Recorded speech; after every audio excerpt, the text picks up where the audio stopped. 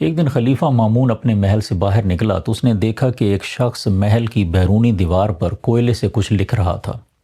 جب وہ اس کے قریب پہنچا تو اس نے دیکھا کہ اس شخص نے ایک شعر لکھا تھا، جس کا مطلب کچھ یوں تھا کہ اے محل، تیرے مکین بڑے ہی بے مروت، بے فیض اور بے رحم ہیں۔ خدا کرے کہ تو اجڑ جائے اور تیرے طاقچوں میں الو آباد ہو جائیں۔ تو مامون نے یہ دیکھ کر اس شخص سے پوچھا کہ تمہیں کس چیز نے مجبور کیا یہ کرنے کے لیے؟ تو شخص نے کہا کہ یہ محل سونے، چاندی، جواہرات اور عیش و عشرت کے قیمتی سامان سے بھرے پڑے ہیں، جبکہ میں 3 دن سے بھوکا ہوں۔ اگر یہ محل اجڑ جائیں اور برباد ہو جائیں تو غریبوں کا بھلا ہی ہو جائے گا کہ ہم لوگ اس کے شتیر اور بالے بیچ کر کچھ روز کھانا ہی کھا لیں گے۔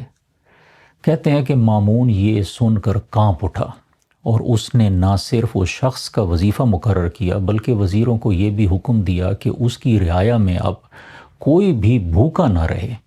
آج کے دور میں بھی بہت سے عالی شان محل ایسے ہیں کہ جن کے اجڑنے کی دعا کرنے والے مجبور اور مظلوم تو بہت سے ہیں، لیکن ان محلوں میں رہنے والوں میں کوئی بھی خوف خدا سے کانپ جانے والا مامون کوئی نہیں ہے۔